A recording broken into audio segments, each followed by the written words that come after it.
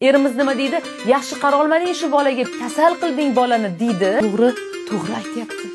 To'g'ri deyapti dadasi. Ana shu men noto'g'ri qildim, men kasal qildim bolani deymizda va o'zimizni yomon ko'rishni boshlaymiz. Hammasi shundan boshlanadi, qizlar. Hammasi shundan. Qachonki siz pastki nuqtalarda, pastki vibratsiyalarda, aybdorlik tuyg'usida uyatman, o'zimizdan uyalishar, deylik o'sha ovozim do'rilaganda men uyalaman deydi. Yoki qizlar bor, misol uchun meni-chi yuzimda mana katta holim bor, uyalaman. U yerimdan uyalaman, qornimdan uyalaman, bo'ksamdan uyalaman, kattaligimdan uyalaman. Biror marta o'ziga buncha men zo'rman, ha? Вообще вот недостаткam yo'q, kamchiligim yo'q, men zo'rman deya olmaydi.